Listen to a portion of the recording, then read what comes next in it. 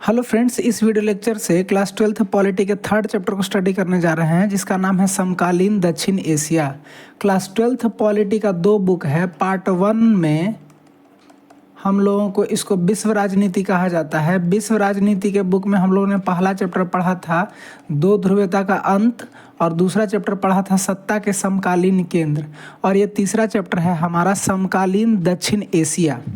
इस चैप्टर में हम लोगों को दक्षिण एशिया में उपस्थित देशों के बारे में अध्ययन करना है कि उनके बीच क्या तालमेल है, क्या संबंध है, क्या शत्रुता है और किस प्रकार की संधि की गई हैं। चलिए शुरू करते हैं। देखिए, दो चैप्टर में हम लोगों ने विश्व के मजबूत शक्तियों, जो शक्ति के केंद्र हैं, जैसे अमेरिका, ठीक है, उसके अलावा फिर यूरोपीय यूनियन के बारे में हम लोगों ने चैप्टर 2 में स्टडी किया था, और आसियान के बारे में चैप्टर 2 में स्टडी किया था। चैप्टर 1 में हम लोगों ने रूस के बारे में स्टडी किया था कि रूस का संबंध, रूस किस प्रकार का शक्ति है। अमेरिका दो ध्रुवीयता का अंत में एक ध्रुव अमेरिका था और एक ध्रुव रूस था, तो ये सब शक्ति के केंद्र रहे हैं। इस चैप्टर में हम लोगों को दक्षिण एशिया किसे कहा गया है, ये हमारा पूरा एशिया कॉन्टिनेंट है, ठीक है। ये एशियन कॉन्टिनेंट में ये वाले पोर्शन को कहा गया है दक्षिण एशिया। तो इसमें जो देश आते हैं उनके बीच क्या तालमेल है और ये विश्व राजनीति में महत्वपूर्ण क्यों है, इनके कारणों को भी हम लोग समझेंगे। देखिए, दक्षिण एशिया में मुख्य रूप से हमारा जो है वो देश आता है भारत, पाकिस्तान, ठीक है। उसके अलावा फिर नेपाल, भूटान, बांग्लादेश, श्रीलंका और मालदीव, ये कुल देश हो गए। इसको हम लोग यहाँ पे देख सकते हैं कि देखिए, दक्षिण एशिया में है भारत, पाकिस्तान, श्रीलंका, बांग्लादेश, भूटान, नेपाल, और ये है हमारा यहाँ पे मालदीव देश। इन सब देशों के समूह को दक्षिण एशिया कहा गया है। क्लास 12th के पॉलिटी बुक में जो पहला टॉपिक है वो है हमारा परिचय। इसमें क्या लिखा हुआ है कि इस अध्याय में दक्षिण एशिया में अवस्थित देशों की राजनीति और इन देशों के बीच आपसी संबंधों को समझेंगे। आपको याद हो गया होगा दक्षिण एशिया में कौन से देश आते हैं। मुख्य रूप से दक्षिण एशिया के दो देश भारत और पाकिस्तान विश्व राजनीति में महत्वपूर्ण हो गए, तब महत्वपूर्ण हो गए जब ये दोनों परमाणु शक्ति संपन्न राष्ट्र बन गए। देखिए, विश्व राजनीति में दक्षिण एशिया के जो देश हैं, जिसमें सबसे बड़ा है भारत और पाकिस्तान, ये दोनों तब महत्वपूर्ण हो गए जब ये दोनों देश परमाणु शक्ति संपन्न हो गए। छोटे देश जिनके पास परमाणु शक्ति नहीं है, विश्व का ध्यान उस तरफ नहीं जाता है। शक्ति जिनके पास होता है, विश्व या कोई भी व्यक्ति जो है, अगर कोई लड़ाई चल रहा है तो उसमें लोगों का ध्यान उन लोगों के तरफ जाता है जिनके पास शक्ति केंद्रित है, ठीक है, बाकी सब लोगों की तरफ ध्यान नहीं जाता है। तो उसी तरह भारत जब परमाणु शक्ति संपन्न बन गया और 1998 में पाकिस्तान जब परमाणु शक्ति संपन्न बन गया, तब पूरे विश्व राजनीति का ध्यान दक्षिण एशिया की तरफ मुड़ा। भारत ने अपना दूसरा परमाणु परीक्षण 11 से 13 मई 1998 को किया, और इसी के जवाब में पाकिस्तान ने 28 मई 1998 को अपना सफल परमाणु परीक्षण किया और विश्व का 7वां परमाणु शक्ति संपन्न राष्ट्र बन गया। देखिए,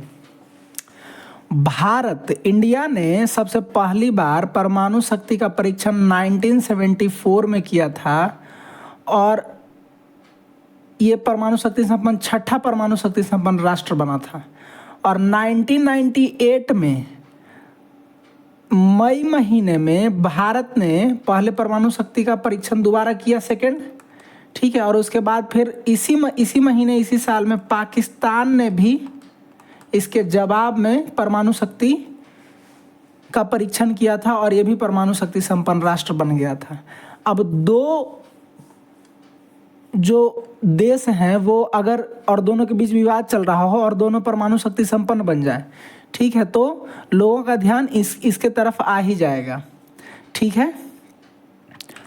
देखिए, भारत का परमाणु परीक्षण कब हुआ, तो इस चैप्टर में हम लोगों को इन्हीं सब चीज़ों के बारे में पढ़ना है कि भारत जो है वो भारत और उसके आसपास के देशों के बीच क्या शत्रुता का संबंध है? मुख्य रूप से हम लोगों को शत्रुता, ठीक है, मित्रता, संधि, इन सब चीज़ों के बारे में दक्षिण एशिया के जो देश हैं इनके बीच क्या क्या संबंध है, क्योंकि ये देश आपस में पड़ोसी देश हैं तो कुछ ना कुछ संधि इनके बीच होगा ही। और ये विश्व राजनीति का बुक है, तो विश्व राजनीति में हम लोगों को इन्हीं सब चीज़ों के बारे में अध्ययन करना होता है, ठीक है। तो देखिए भारत के बारे में पहले हम लोग देखते हैं कि भारत ने परमाणु परीक्षण कब किया। तो भारत ने प्रथम परमाणु परीक्षण 18 मई 1974 को राजस्थान के पोखरण जिला में किया था और इसी समय से भारत जो है वो परमाणु शक्ति संपन्न बन गया। ये सब पॉइंट्स आपको कॉपी में लिख लेना है और वीडियो देखते समय ही आप अपना कॉपी पेन ले करके इन वीडियो लेक्चर्स को अच्छे से नोट करें अपने कॉपी में, जो एक्स्ट्रा बात मैं बताते चलता हूँ। इसे पोखरण वन या स्माइलिंग बुद्धा के नाम से जाना जाता है। देखिए भारत ने राजस्थान क्षेत्र, भारत का जो क्षेत्र है, जो हमारा राज्य है राजस्थान, ठीक है, ये राजस्थान क्षेत्र के पोखरण जिला में भारत ने पहली बार 18 मई 1974 को परमाणु परीक्षण किया था और इस परमाणु परीक्षण का नाम रखा था स्माइलिंग बुद्धा। आपको याद रखना है, बहुत इंपॉर्टेंट है, स्माइलिंग बुद्धा। और ये विश्व का 6ठा परमाणु शक्ति संपन्न राष्ट्र बन गया। विश्व में अभी तत्काल में कुल 9 परमाणु शक्ति संपन्न राष्ट्र हैं, ठीक है, जिसमें से भारत 6ठा था और पाकिस्तान 7वां। भारत ने दूसरा परमाणु परीक्षण 11 मई 1998 को राजस्थान के पोखरण जिला में किया था। तो और दूसरा परीक्षण इसने भारत ने किया 11 मई 1998 को और इसी के बाद 28 मई को, यानी लगभग 15 दिन बाद पाकिस्तान ने परमाणु परीक्षण किया और वो सफल हो गया। और उसके बाद उसने भारत को भी चुनौती दिया कि मैं भी परमाणु शक्ति संपन्न राष्ट्र हूँ, ठीक है। अभी मैंने आपको बताया कि विश्व में कुल 9 परमाणु शक्ति संपन्न राष्ट्र हैं। तो दक्षिण एशिया में ये विवाद, युद्ध स्तर पर विवाद, उसके अलावा फिर नदी जल संधि, इन सब विवाद हम लोग को मुख्य रूप से इस चैप्टर में भारत पाकिस्तान के बीच क्या संबंध रहा है, भारत और श्रीलंका मुख्य रूप से, कश्मीर का मुद्दा, ठीक है, नेपाल से हम लोग का ज़्यादा कॉन्फ्लिक्ट नहीं रहा है, इन सब चीज़ों को समझेंगे या इन सब देशों का परिचय समझेंगे कि आज़ादी के बाद या उपनिवेशवाद जब इन देश में था, ये किसी देश के अंदर जब थे, तब उसके बाद से इनके यहाँ इन देशों में पॉलिटिकल स्टेबिलिटी कैसे रहा है, राजनीतिक किस तरह से आगे बढ़ा है और इनके बीच आपस में संबंध क्या रहा है, राजनीतिक संबंध क्या रहा है, किन मुद्दों पर विवाद हुआ है, ठीक है। कश्मीर, पाकिस्तान हमारे लिए महत्वपूर्ण इसलिए हो जाता है क्योंकि कश्मीर के मुद्दा से हम लोग जुड़े हुए हैं।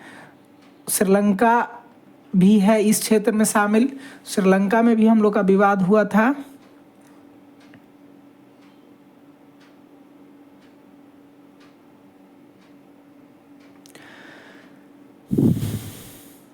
श्रीलंका जो हमारे पड़ोसी देश है उसमें सिंहली लोग और बुद्ध लोग जो 2 क्लैन बटे हुए हैं उनके बीच विवाद को भारत ने सुलझाया है इंडियन पीस कीपिंग फोर्स भेजकर। इन सब चीज़ों के बारे में हम लोग स्टडी करेंगे आगे, ये सब बात मैं आगे आपको लिखाता चलूँगा। अभी मैंने आपको बताया कि विश्व में 9 परमाणु शक्ति संपन्न राष्ट्र हैं, उसको हम लोग देखते हैं। तो देखिए तत्काल में विश्व में 9 परमाणु शक्ति संपन्न देश हैं। पहला है अमेरिका। 1995 में परमाणु परीक्षण करके परमाणु शक्ति संपन्न राष्ट्र बन गया था। अभी तत्काल में सबसे ज़्यादा परमाणु हथियार अमेरिका के पास है। उसके अलावा फिर रूस, ब्रिटेन, फ्रांस, चीन, भारत पहला, दूसरा, तीसरा, चौथा, 5वां और 6ठा। 7वां हमारा पाकिस्तान है, 8वां उत्तर कोरिया और 9वां इजराइल है। लेकिन सभी देशों को लगता यह है कि इसके पास परमाणु शक्ति नहीं है, लेकिन यह दावा करता है कि मेरे पास परमाणु शक्ति है, लेकिन इसका कोई प्रूफ नहीं है। इजराइल कोई परीक्षण करके नहीं दिखाया है कि मेरे पास परमाणु शक्ति है, इसलिए इसको संदेहास्पद माना जाता है। तो इस वीडियो लेक्चर से हम लोग आगे अब कंटिन्यू करेंगे कि इन देशों के बीच क्या संबंध था। इस अध्याय में दक्षिण एशिया के देशों के बीच सीमा विवाद, नदी जल के बंटवारे, इसके अतिरिक्त विद्रोह क्या, जातीय संघर्ष को लेकर जो झगड़े हैं उन्हें अध्ययन करेंगे। इसके अलावा इन देशों के बीच जो आपसी दोस्ती और सहयोग का भाव है उसे भी अध्ययन करेंगे। ऐसा नहीं है कि भारत और पाकिस्तान सिर्फ दुश्मनी का ही संबंध इन दोनों के बीच है। यूएन में बहुत सारे ऐसे बजट होते हैं जिनमें भारत और पाकिस्तान एक तरफ से मिलकर के बोलते हैं, यानी इनमें कुछ मित्रता का भी भाव है। जैसे भारत और पाकिस्तान के बीच समझौता एक्सप्रेस का चलना, ठीक है, या क्रिकेट मैच के समय भारत और पाकिस्तान के फैंसों में शत्रुता का संबंध। ये सब इन सब चीज़ों के बीच में हम लोग इन सब चीज़ों के बीच जो इन देशों के बीच व्याप्त है उसको हम लोग स्टडी करेंगे। इन सब लेक्चर्स का आपको पीडीएफ जो है वो मिल जाएगा इस टेलीग्राम के चैनल पे, जो कि डिस्क्रिप्शन बॉक्स में दिया हुआ होगा। आपको वहाँ से जा कर के इसको डाउनलोड कर लेना है और नोट्स अच्छे से बना लेना है। अगर आपको वीडियो ठीक लगता है तो चैनल को सब्सक्राइब करें, लाइक करें और अपने दोस्तों से शेयर करें। Thank you.